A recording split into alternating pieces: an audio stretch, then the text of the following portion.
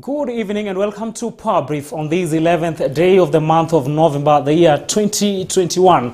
A lot has happened on the course of the week and even today. A number of things happening at the tour of the Deputy President William Ruto, that is in Kisumu County yesterday. And we've just received information a few minutes ago that the President of South Africa during the apartheid regime, that is Frederick de Klerk, has passed on. And the EFF, that is Economic Freedom Fighters, have actually indicated that de Klerk does not deserve a state burial due to what they have referred to as atrocities that de Klerk committed while in power. Tonight, we're joined by Mr. Mark Vivian Vincent, who is a policy and a political analyst. We're also joined by Mr. Gadi Sonai, who is a youth leader from Trans Nzoia County.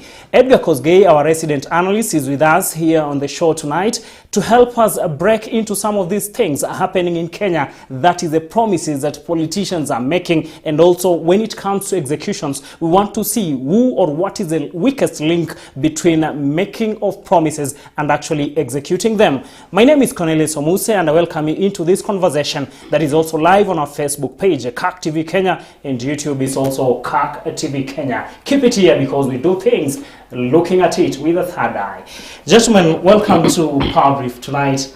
Mr. Vincent, you're here last week. Gadi, I think it is a year or 2 years since you're here. Edgar, you're here with us always, and I know you people are admiring my glasses. With the glass, and maybe briefly, before we go to our discussion, you'll also tell us, growing up, I used to believe that anybody on glasses was a very intelligent person. And one day while in high school, we were given some mathematical sum to solve, and it was a bit hard. Something to do with matrices, if I've not forgotten. Then behind me there was a new fellow who had just joined us, and he had put on these things. Then growing up with that mentality that this person, people with these bright people, I had to really ask the fellow hapa kunaendaje. Then he was also trying to look for a solution from myself, and that's how now I came to understand that he worked what. I don't know what has always been your perception regarding these things.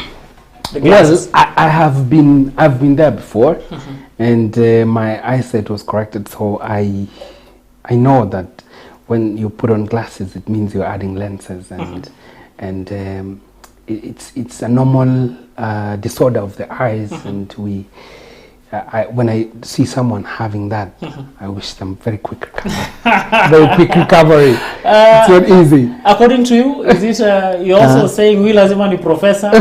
No, according to me, the first time I saw someone with glasses, I think I saw the former minister and Charangani member of parliament, Kiputara Kirwa. He used to put them, and they were looking good. And so I was like, I think this thing is for big people. So I wanted to be that big person. Yeah. Coming to realize just something.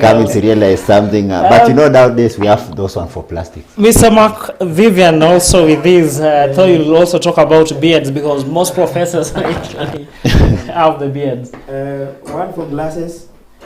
I used to relate them with all the people who have lost their sight. So they're trying to use the lenses to magnify reading, because this is what my grandmother and my grandfather used to use to wear when they wanted to read the Bible. So anytime I could see that, I could see that guy is losing sight.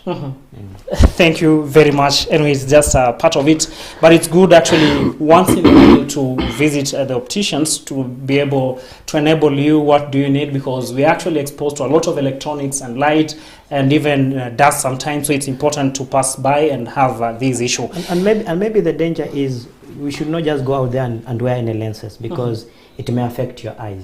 You may not be having those problems, sure, but when you don't use a lens that is not prescribed for you, then you end up developing those problems that you are not having. Exactly. Yeah. Many things. Now, we actually look into something here which really still falls under promises. We are trying to ask ourselves, why does it become very difficult sometimes to keep promises that we make? And then two, also, before we go to the main topic, is about the issue of reconciliation and whether it usually happens fully or it's just through words, but people say, walio tufanyia, we live forever to remember.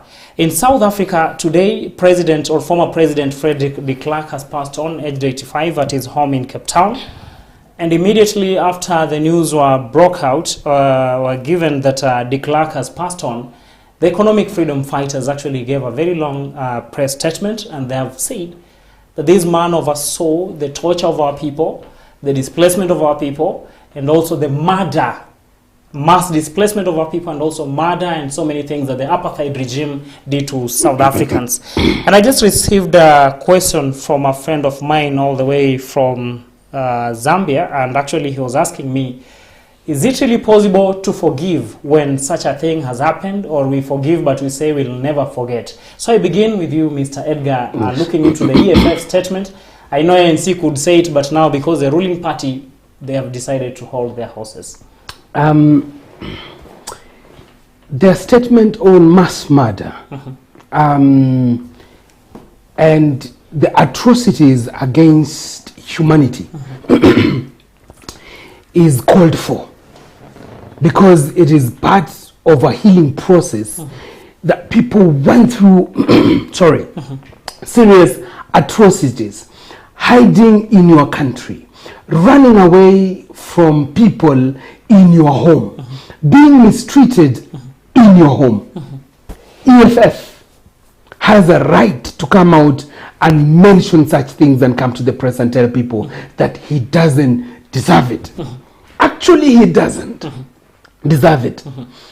But when you go to the other side, someone with the position of a president, the position of a president doesn't say that His Excellency the President, Uhuru Kenyatta, is seated. It is an office. The office deserves respect. The first president is dead. And he should be given that respect, whether he was a murderer or anything else. The countrymen have their feelings. So he executed actually what the system at that time was after. Yes, thought that it was better to be done. Yes, it was the best to be done. But with the South Africans people, I am with them. As a black person, I am with them. And I will always stand on the side of the black person. But this is an office. Thank you very much. Mr. Gadi, looking into the situation in South Africa, Mandela said that now this is a rainbow country, all colors are here. It is time that we forgive each other, heal and move on. But actually, EFF has said, whatever happened, we will never forget. What's your take on this? You see, one thing that we have to understand, forgiving does not mean you are weak. And there's a situation where you can forgive and forget. And there's a situation where you cannot forgive and forget. If we look at our neighbors here, the Rwandese, you remember the genocide of the 1994. What happened in 1994? And then they came back and then they look at this matter, then they forgave each other. And the Tutsi and the Hutu decided to live as brothers and sisters. And that's why you see Rwanda is growing at that fast rate. So coming to South Africa, I think the issue of South Africa has to do with race. Remember, these were the whites against the blacks. And that's why you see that forgiveness cannot come easily. For the blacks, it's easy because you are my brother. But looking at the different races, I think EFF has the right. They have all the right to be mad at the former regime, what they did. But there's something that has not been tackled well. Yes. That is the land question. We'll come into that later on when we shall have it. As you summarize, my brother, regarding the issue in South Africa. For me, I believe forgiveness is for the strong-willed and strong-hearted people. It's never for the weak people. And another thing about forgiveness is we forgive. And one thing that you should never forget is the lesson that you learn from the atrocity that you learn. And in life, your painful moments, they may either make you bitter or better. So it's upon them. Do they want the atrocity, the things that were done to them to make them better people or bitter people? It's a poison on its own. And last but not least, I believe it's a journey that should be trodden on very carefully, so that it should not create that lapses that people can do things and just walk away freely. And so as we join hands and say that he doesn't deserve this, he deserves this, he deserves this. One thing that should stand out, you never win evil by evil, you win evil by good. And I know the best thing they can do now is to believe that, yes, he did this because of the system, as you are saying. He did that because of the system, but we want to prove and we want to show the world that we are different. Because if we act and behave in the same manner that this man behaved, then there's no difference between us and him. Two wrong never make a right. Many thanks on that. Still on that, we've had promises again coming from leaders regarding cohesion and integration. You look at the BBI, you look at the Nakuru Accord, you look at the accord that happened just at the Arambe House in the year 2008 from the former UN Secretary General, the late Kofi Annan. Kenyan leaders have always been saying that never again. But you realize that what really happens behind the scenes are things that you may not want to imagine. And this issue has actually always been bringing its ugly head outside. Sometimes there is that sort of ignoring, but actually it is there. Yesterday, the Deputy President was in Kisumu, and he had his first tour very successful. And then for the second day, there were a bit of some sort of fracas, which information came from the National Police Service. But also what really happened to many in the social media, it now took that angle of tribes. You could see people talking of this tribe does this and this does that. And actually it has really persisted up to today. And we want to look at it. If today Kosgei does something, does it warrant now to bring a whole tribe into the mess? If today you do something, or you 5 people or 50 people do something, does it warrant actually to start bringing those tribal undertones? And if so, how do we come to such a situation to say that this one does not represent a tribe, but it's individuals? If it's Onyango, if it is Kamau, if it is Kosgei, how do we really come into that? The messaging and the words coming from politicians. You could see Halwale and company really spewing a lot of things on the social media. Well, yesterday, I saw the word Luo trending on Twitter, insinuating that the whole tribe does not condone any other person going down there. We are very quick as Kenyans to mention tribes and to put a stereotype on tribes. When you talk about stone throwing, as Kenyan, what comes to your mind? We are quick. When you talk about people who run from Cherangani, from Nandi, we are quick to throw stereotypes in Kenya. But as we go along, like today we have realized that it is actually not Kisumu. The whole of Kisumu. It is not Kisumu residents who harassed the deputy president. If you say it is Kisumu residents, we will be wrong. But yesterday, what was the word? Kisumu. Today, we know it's Kondele. Kondele residents are the ones who did that. But if you go closely, it is not everyone in Kondele. It is a few people. If you look at the vehicles that received stones, there are around 5 vehicles. So you can't tell me all the residents in Kondele are the ones who threw stones to the entourage of the deputy president. I want to talk to them this way, that we want to understand whether we should not come to your land or we should not come to your place. If I say land, it is so big. Those few elements, and the people who are mentioned, the NCA, the who, those few people, we want to understand you. Because Kenyans are peaceful. And Luos, who were trending yesterday, are peaceful.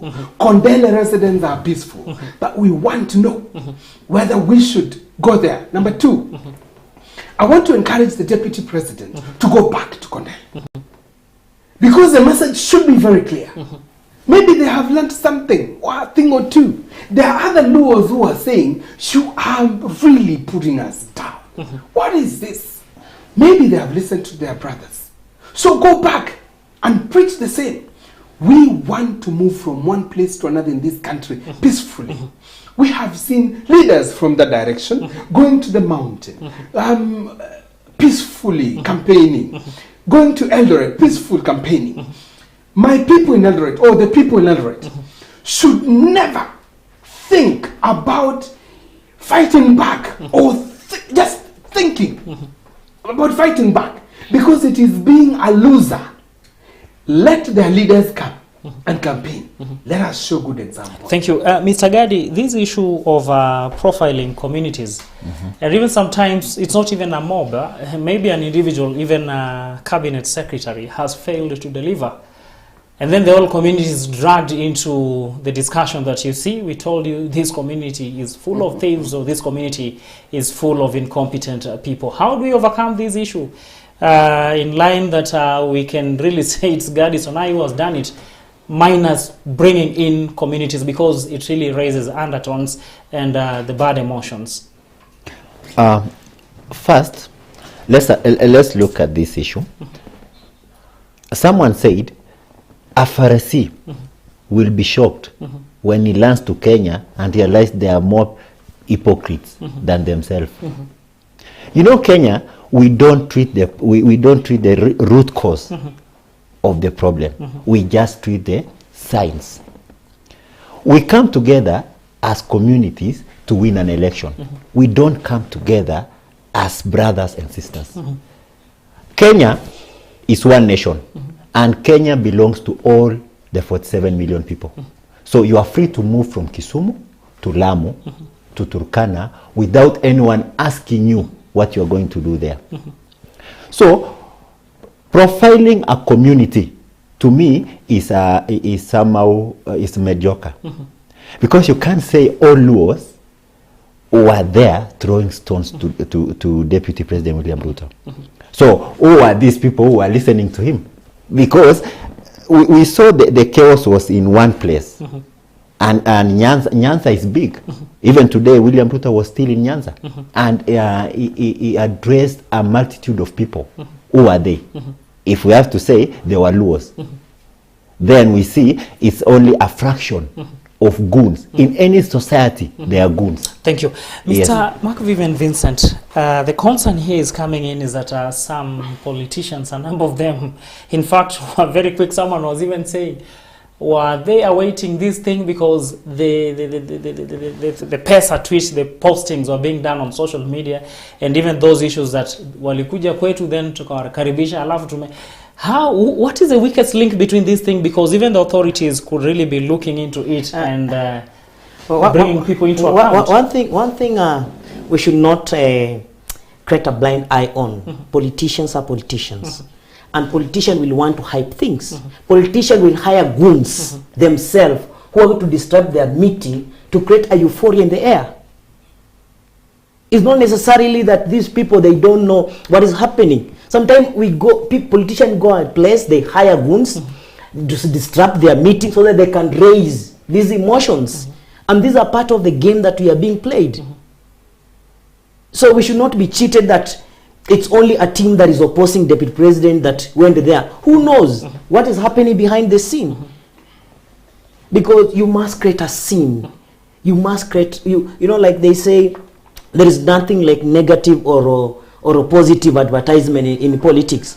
As long as you go somewhere, you hire people. We have seen even people, it's my team. You hire people, you put you give your guys the t-shirt of the opponent, they come disrupt your meeting, then they say, oh, it's gay opponents who are disrupting my meeting, but they are my guys. They are my guys. They are my guys. So they become very strategic where they are being positioned, because these are games. And until we come and realize that we don't have to hurt everybody, we don't have like to generalize and give a blanket response to these things that are happening, then we are going to be in the better place of understanding what is happening, the landscape of the politics. Because at the end of the day, realize somebody understand if he comes in the area, if it's Kosgei, he just come, give his speech, people listen, then there is nothing like a chaos that erupted. Even it will not be news. But he knows if I come in this area, I give my speech, and it's very strategic.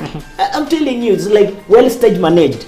You come, you give your speech, at the end of it, why is it that it never happened when you begin talking? Why is it that you always come when Kosgei have already spoken? is now about to finish, then people start pelting stones. Then I tell you, it's a stage maneuver. So we have to observe some trend that is happening, so that at the end of the day, if you just come very domicile, you give your speech, you walk away, then it's like nothing happened. But at the end of the day, like it's not only the deputy president, even Wanjigi, when he was there, after making the speech, when he's about now to finish, is when now stones are being pelted. My friend, there is a game.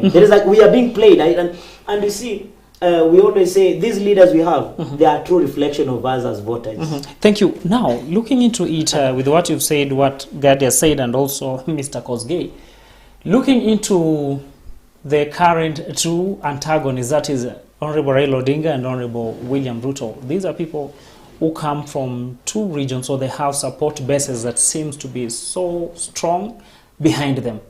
And such a small thing, to those ones who have studied how cohesion and how temperatures can rise in the country, are really warning that a repeat of such instances in different locations can actually bring some sort of tension in the country. How do we have this in summary, so that we don't have a repeat for the future, and also the role of the media, the social media, and everybody? One, the role of the police have to be put in question. And the role of the investigative powers have to be put in question. He has talked about people fighting amongst themselves just to bring news. We are not talking about the event. If it was peaceful, we wouldn't be talking about it. We would have moved on. So maybe this one was targeted. But I don't want to go to that direction. I saw blood in the vehicles, and blood is very, very costly. Sure. Let's not trivialize this. The role of the police. Did you see the response of the police on the incident? It said that people are fighting for His Excellency the Deputy President's money. That they didn't agree in sharing the money. Trivializing. The OB report in Kisumu states otherwise. The police has to come out and arrest the goons that participated in that pelting of stones. Otherwise, we will know the police works for the opposition that comes from that stronghold. The police has to put the country in order, because if you wake up in the morning and you go throw stones, then it will be you, your wife, and your children who will suffer, and you will see it in that manner. But when the police collaborates with politicians, then this country is getting lost. Number two, I'm finishing. When Raila Odinga went to Eldoret, the people of Eldoret were peaceful. And that should be encouraged. That when you come to our land, we are also peaceful. Mark you, Kenya is a land of everybody. There's no land for anyone. Mr. Gadi, in summary, what should really be employed here to see that this thing doesn't graduate to another higher level? First, we in this country, we have several bodies that are mandated to do several duties. And these bodies are split into two. First, we have these toothless ones, that even if someone does a mistake, he cannot be prosecuted. We don't see the full force of law taking its course. Another part is that they play politics. Some bodies play politics. Like you see, the police now is playing politics. And that should not be the cause. The police should be neutral. The work of the police is to bring order, irrespective of who is going to campaign where. Provided someone is going there with an intention which is not to deprive peace, then that person should be protected. And on this other side, this other body of which is being led by Mr. Kobia is toothless. We saw in the clip, we saw people with stones. These people can be traced. And then these people should be brought to book so that it serves as a lesson to them and to the others who will be trying to do that in other areas. Thank you, Mr. Gadi. Mr. Vincent, in summary, before we go for a quick break, before we come back and look into these economic models and what do they I think on my side is I'll just always go back to it's a true reflection of the society and the leaders we have.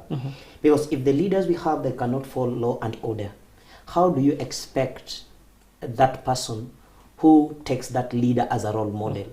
If your leader can never obey a court order, then how will a common man understand that there are orders of this land that should be followed?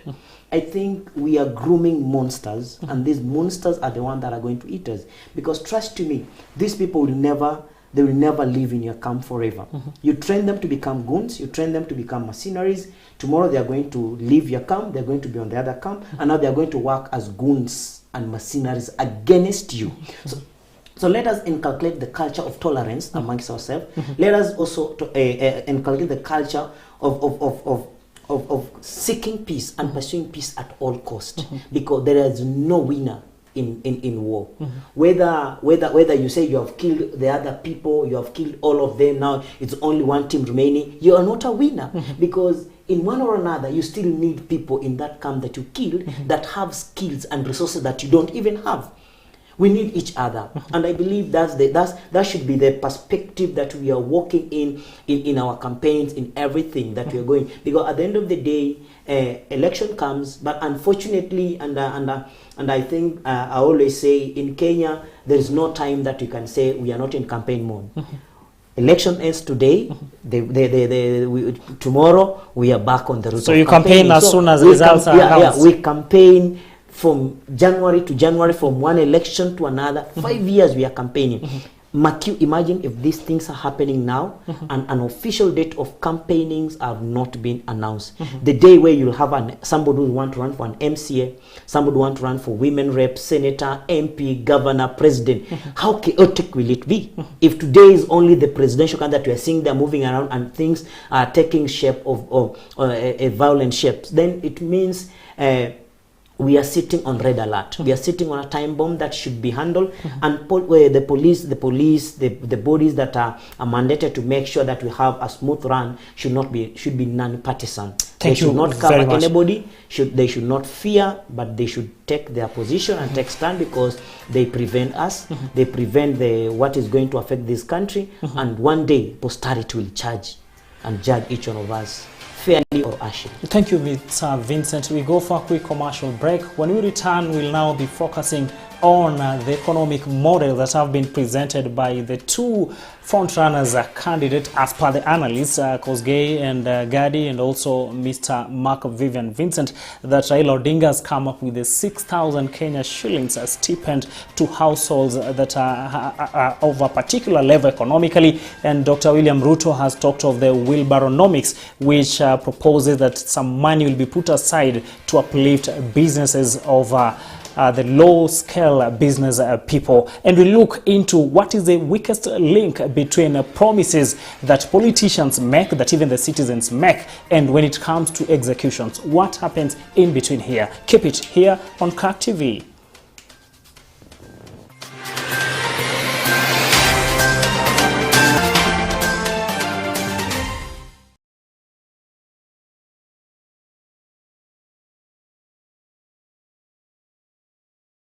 Experience Christian television like never before. What are we called to do to transform the world, to make it more Christ-like, and ultimately to Christianize? We are Christian professionals placed by God in our different spheres.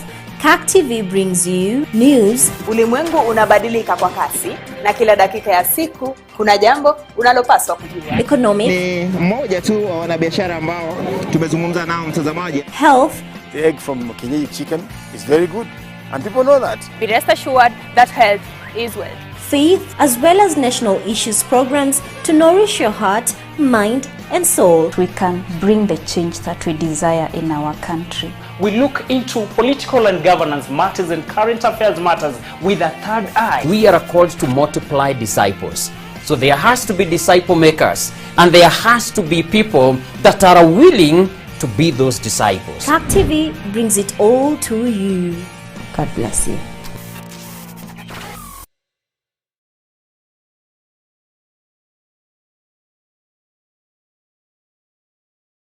Jihadhari usije ukasahau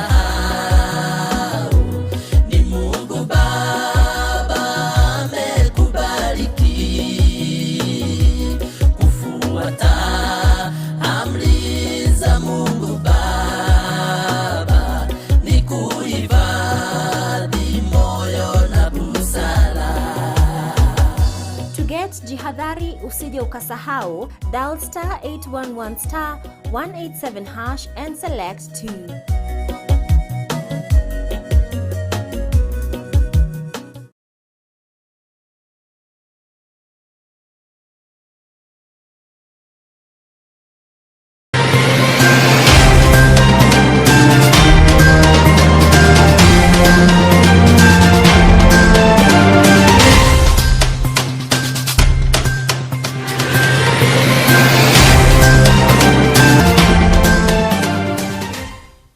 Many thanks for keeping it here on CAT TV tonight as we look into some of the things that surrounds the promises that Kenyans make to each other, either politicians to the citizens and also citizens to politicians or amongst themselves. And what we can always say is that the opinions expressed here are just the opinions of our panels or our guests, but not the position of CAT TV. Gentlemen, before we went for a commercial break, we were looking into this scenario of promises and what happens when it comes to delivering these promises. And we want to really look into the two economic models or economic interventions that Deputy President William Ruto has come up with and that Raila Odinga has come up with. One is talking of putting aside close to 100 billion that will be used like a kitty, modeled the same way like this one of CDF, where small businesses comes together and then they are given this amount to uplift their businesses. He was talking of it will be interest free. And then Raila is talking of 6,000 Kenya shillings to households that are not economically well off. And there are two arguments. There are those ones who are saying the two of them cannot work, and there are those ones who feel one can work. So we begin from you, Mr. Vincent.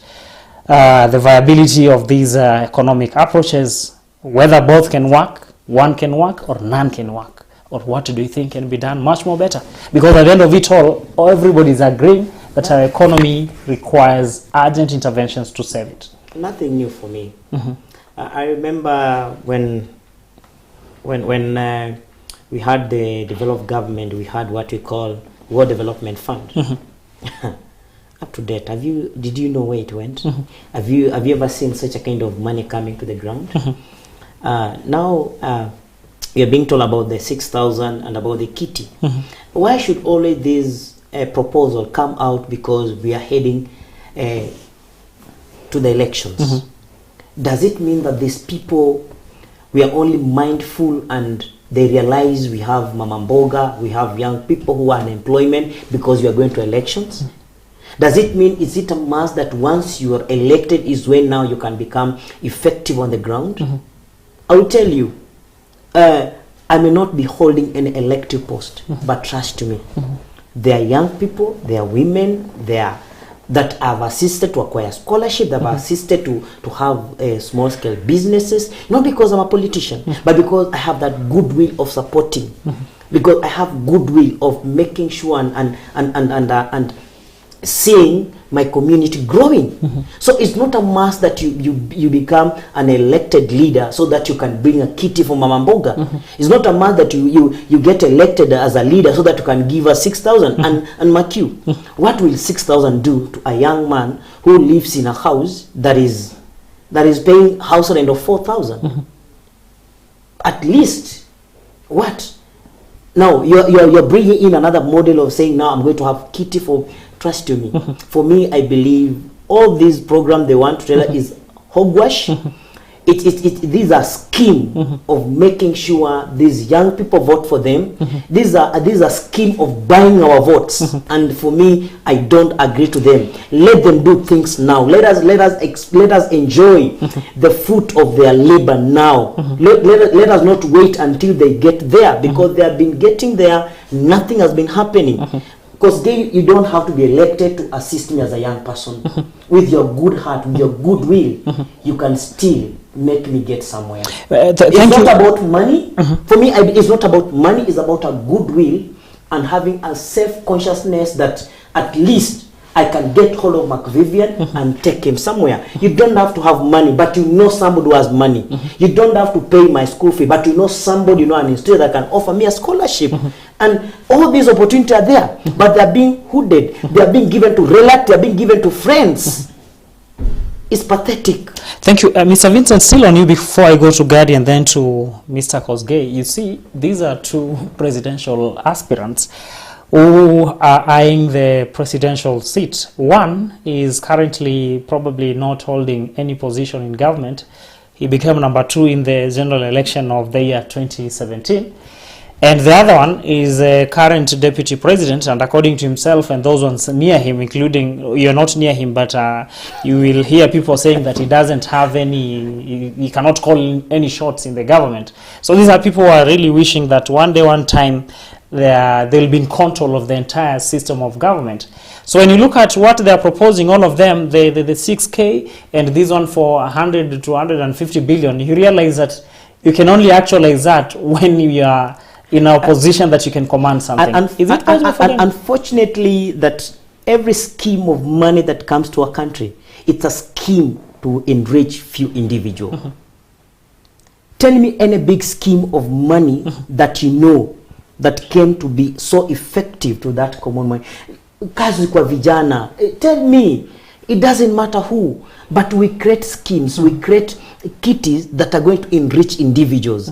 We have programs and projects that you hear that money will be there. There's a time money was invested during where it was predicted that we're going to have floods, and a lot of bills were put aside. Did we have the floods? Have you ever heard that this money got back to the treasury? No. So for me, I always believe the scheme that you have, and as I always tell personally, I always tell fellow young people whom we have grown together, that don't tell me you wait to get 100 shilling to support somebody. If you can support somebody from the 10 shilling that you're having today, trust me, tomorrow if you get 100 bob, you're going to support somebody. But if you're so greedy, handling these 10 shillings, then trust me, you cannot be a faithful steward when you have 100 shillings in your hand. Thank you so much, Mr. Mark Vivian. We go to Gadi. Do you believe in the bottom up, this one of wheelbarrow and the 100 billion? Do you believe in this one for Raila of 6K or none also? Or what do you think should be done? Because many are coming into agreement that the economy is not doing well and a number of people, or a good number of the populace, are suffering. Cornelius, first, I agree with my brother, Mark Vivian. You see, these two gentlemen, Raila and Ruto, have been in Kenya for very many years. It's not that they just landed to Kenya and realized there were problems. And they have been holding positions. Raila was once the Prime Minister, and William Ruto has been the Deputy President for now 8 years. And he's claiming still as Prime Minister. So now let me ask, Raila is still claiming he's a Prime Minister. So let me ask you, if they didn't do that while they were holding positions, even the Bible says, if you cannot be trusted with 1 shilling, how will you be able to be trusted with 100 shillings? You see? So these two gentlemen have mastered an art of deceiving Kenyans. And because Kenyans, we like politics, we will be, you know, those people who support Deputy President, if you ask them, they even don't know what bottom-up economy is. They don't know. And if you ask them, how is this thing going to work? They will fumble. Those who believe in Raila Odinga, they do not understand how this 6,000 stipend will work. They only support because Raila supports and they support Raila. So even if tomorrow Raila tells them, now you see, we will be giving everybody 100,000 Kenya shilling each individual, they will say it's possible because Raila has said. They don't want to dig deeper and say, by the way, what's the problem? What's ailing Kenya? What is ailing Kenya is simple: corruption. Kill corruption. There's a lot of money in Kenya. And if corruption can be killed and the money which is meant to do a certain project does that project, believe me, Kenya will be the first world country. Yes. Thank you. Mr. Kosgei, we have a wheelbarrow here. I'm told it's a symbol. And an orange. And we have orange, which is also a symbol. Yes. And both of them have offered an intervention strategy as far as economic empowerment is concerned. I don't know, according to you, though I can see Mark Vivian making a guess where you stand. But between the two, yes, is any one of them valid or none? Or you feel there is something that can be done, or even to harmonize the two, or to work on one, and then it now offers the best solution? Well, I must say, when you bring such a question, and I have people opposing the two economic models, I ask them whether they have a better one. Do you? Or do you have a better economic model? And I also ask myself, and I listen to other presidential candidates, those who are talking about 24-hour economy. Kalonzo is talking about 24-hour economy, and Kalonzo is Mark Vivian will tell us 24-hour economy. What will you be doing during those? And Kalonzo is also talking about that he will make salaries come in 2 times a month, after 2 weeks and after 2 weeks, so that it can increase the circulation of the money. I have been trying to study them. Look at Raila Odinga at 6,000 shillings. How many families are vulnerable in Kenya? Right now we have unemployment of 16 million Kenyans. Let's bring it down to 10. 10 million Kenyans times 6,000. Simple mathematics for our viewers. 10 million, add 3 zeros. That should be 10 billion. Add a 6, that should be 60 billion a month. Okay, a year. Because you do budgetary allocations per year. 60 billion times 12 is 720 billion for our viewers. 720 billion. Think about it. 6,000 translates to 720 billion. Is it possible to put 720 billion? They will say it is possible. The other side has 100 billion per year. Is it possible? So the other figure is up, the other figure is down. Which one is possible? Raila says it is possible to create a 750 billion when we have a deficit of 1.6 trillion in our, that we can still borrow and still pay these people at home. Look at how the economics models are. I want to appreciate the two leaders who are thinking about Kenyans, about giving them a better economy next year when they take over. That is the conversation that we want. But the problem is, do we have a better one? Or we are just criticizing them? Do we? You've posed a question back to me, and I believe why the three of you are here is that this country heavily relies on you as people who've really worked behind the scenes and also at the fore of the scenes, and you have that capacity to analyze. I know you've posed a question, he's posed a question, he's posed a question. We are left here to wonder exactly how can we serve the economy of the country, leave alone now the two economic models, because from what is coming from both of you is that none of them seems to be viable.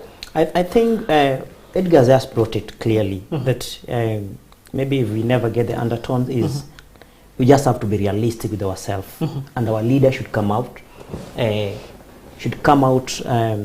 crystal clear and show us the way forward, by not trying to play mind games, by not trying to create models just to play with our emotions and make us feel excited. At the end of the day, it doesn't work. So the thing is, as we are going forward, do we have economical model that has worked in our country? Is there any way that we can pick that one that worked, that can be improved, and we go forward? And I believe the best model is for each and every individual in this country holding a public office, who has been entrusted with a public fund, to be a honest and a faithful steward. There is money, but let the money that has been set aside for a particular project, for a particular program, go direct to that program. Because even if today, let's say, Ruto becomes the president, that 100 billion is set aside. If that money cannot be managed well, fairly and squarely, then we lose.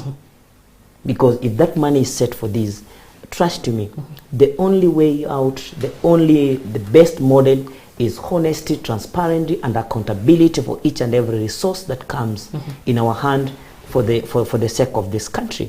And I believe with that, then for me, we are up there. Thank you. Now, still on that, Mr. Edgars, you've just spoken about Raila offering his alternative or an option which he believes can work, and Ruto offering his. Gadi, there is this promise that Ruto has made that in his first year, what Edgar said, 10 million, 4 million jobs will be created in his first year in office.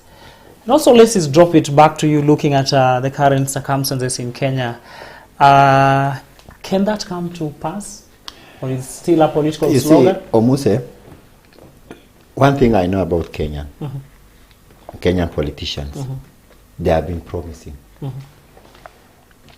I support William Ruto. That one I don't fear to say. But William Ruto has been promising us jobs since 2013. I'm still here jobless. And you've never found it, but you still support him? Yes, I support him because the reason why I support William Ruto, when William Ruto was in the ministry, I saw the changes he brought. That one I can bet on that. I saw the changes in the Ministry of Agriculture. I saw the changes in the Ministry of Higher Education. That's one I saw. But now, this issue of jobs, I think is beyond him. Because he promised us jobs. If you go now to the Public Service Commission job portal, I think if I was submitting hard copies, it's enough to fill this room. But I've never even been shortlisted for any job. So tell me, these jobs are being advertised. Where are they? Who are these people that are being employed? Do you need to have a godfather for you to be employed? So if someone promises me a job, that person is not doing me any justice. What I need from a leader is a leader to promise me that we are going to have more industries because we have a lot of money. That's manufacturing in the Big Four agenda, right? Yes, the Big Four agenda. If we can only implement that, and again, not just implementing that, kill the monster of corruption. We have corruption. Let's agree on that. If we kill corruption, Kenya is a nation that is on the right track. Yes. Thank you. Because I think you read yesterday the dailies that Kenya prisons lost 20 billion in the year financial year 2019-2020 in the tendering process. 20 billion. What is 20 billion? In cost case, Nini, we are just 80 million shy. 80 billion shy from achieving what William Ruto is promising. Yes. So that's one parastatal. Yes. Thank you. Now, looking into what the three of you have submitted tonight, it is coming out clear that we begin losing from when promises are made. In fact, we lose before we even think of execution, because what is coming out is that what is being promised is not necessarily what is supposed to be done, but it is promised, and then even if an attempt is made to execute it, it never comes out in the right way. Few months from now, people will really be trooping the polling stations to elect the presidents of their choice, the member of parliament of their choice, governor, senator, woman representative, and the member of county assemblies. And promises are being made. We've been focusing on the presidential aspirants only, but people are making it, because Gehi is making a lot of promises to the people of Bakasi Central. Every morning is making a lot of promises. Yes. But there is something here. Someone once said that if you use the same model, doing the same, only a fool, this person used this, say, that only a fool uses the same approach and then expects different results. There is this thing that has been coming in when promises are being made, that you untie us. People say that when Kosgei goes to, or when you go to Langata, people tell you to untie them. I don't know, you'll tell us what does it mean to untie them. So it makes Mr. McVivian Vincent to really work very hard so as to untie people. And then when he unties them, he probably uses 50 million to clinch Langata parliamentary seat. 50 million, when you look at what MPs earn per month, it will take him 6 years, not even 5. Because, you know, there are so many things and other obligations, your mortgage and so many things inside. And just your lifestyle even changes. So that 50 million that you've used to campaign will take you probably, even at the end of your term, you may not be able to return that money. But you see, promises are made, money is chucked out, and then things happens that way. How do we, or what do we do as we make our final submissions, that we do not lose it from the promising part, not even execution? One, before you become a leader and before you seek an elective position, first of all, don't go out there promising people. Read and understand your roles, your objections, your objectives, that what are you being called into? Because I've been into politics and I know that people promise things they forget is not part of their docket. You promise to give this, to do this, but it's none of your business once you get there. And that's why you realize many leaders, when their scorecard is being produced, they have scored 0. Why? Because what they promise vis-a-vis what their mandate are in that assembly, they have no correlation.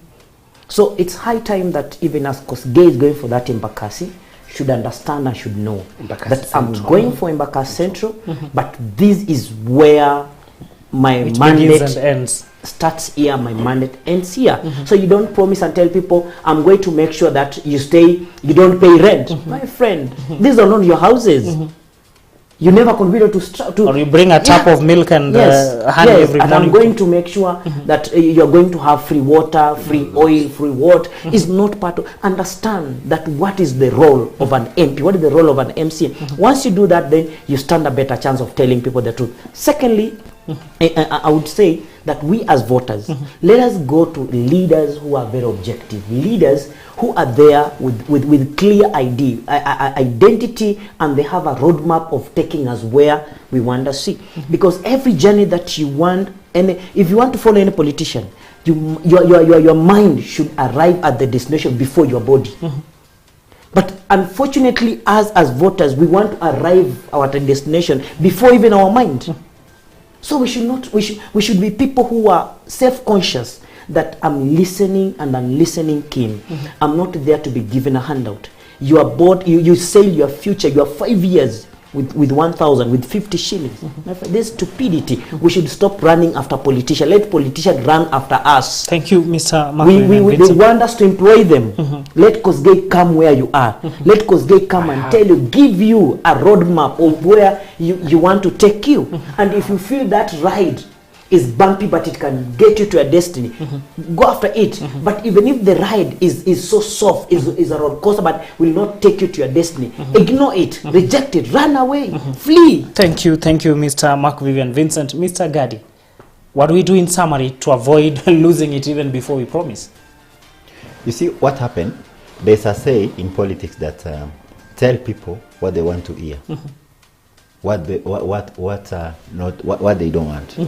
So look here, Kosgei is promising the people of Embakasi Central some goodies.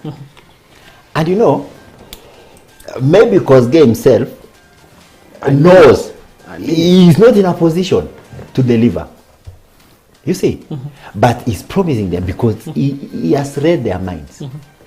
Because I believe Kosgei is a politician and he has read the people of Embakasi's mind. He knows this is what Embakasi people want. So if you ask Kenyans, how many Kenyans knows the role of a certain leader? For instance, the role of an MP. Only a third of them will tell you they know the roles. Others will just juggle. They take the role of MCA, they take it to the senator, they take the senator to the women rep, and then they juggle it. And so that's where the politicians come and confuse us. Because if I saw sometimes back in Kitale, where people were going to the senator to get a bursary. The senator does not give out bursary. But you see, these people were going there and they were even cursing that this person is not even giving us bursary. This person is not even, look at this road is bad. You see, they don't understand the roles. So it's up to Kenyans to first understand the roles. Read the constitution. There are very many acts in this country. So you need to read. All you need is just 10 MB bundles, then you can read these things and then you make an informed decision. Thank you so much, Mr. Gadi. Mr. Kosgei, in summary also regarding this issue of losing even before promises are made, from what God is saying, from what Vivian Vincent is saying, is that it seems things are just there on air. I want to ask my people, will you vote for me without my money? Or do you know, I have a budget, a serious budget. If Kenyans were to, if my people were people who are not looking at my money, I would be at a better place. But this is a sample of Kenyans. They love money. People love money. Not even they love money. Money is a Money need. is a necessity. Money is a necessity. At the top or bottom of the pyramid of human needs is money, and it's food. So it is hard to bypass the need of food without asking them. You know, you ask them now, vote for me, after their stomachs are full. It is a need, and politicians usually prepare a lot of money. In Nairobi, you need around 300 million to be assured of a seat. It's terrible. That is a budget for terrible. We are done. In 1 second. Yeah, in a second. My view is, what is better? To stay anger, to go on anger strike, then I vote in a right leader, or I fill my stomach and elect a bad leader. At the end of the day, it's better I starve today, but tomorrow I have a leader who is going to give me abundance. Many thanks, gentlemen, tonight. Our time has caught up with us. I think what happened, in 10 seconds, I will encourage Kenyans, eat the money and vote for the right leader. You're not going to die, because if you start, you will die, you will not even vote. We'll get into that. The topic tonight seems actually that it needs more time to look at it, because actually it's said that once you lose from the beginning, it also means that the end results will be something positive and negative. Tonight we've had Mr. Edgar Kosgei, we've had Mr. Gadi Sonai, and Mr. Mark Vivian Vincent, who've come through to help us understand what happens between before promises are made, when promises are made, and what happens to the executions. And we've realized that as a country, there's so much more that needs to be done, especially as the country gears to the 2022 general election. We appreciate your comments and your feedback on our social media platforms, and on Powerbrief, always our national mantra, or what really reminds us or keeps us going, is our national mantra of peace, love, and unity. From me, Cornelius Omuse, and all those who made this production a success, till next Thursday, God willing, I wish you a very beautiful night.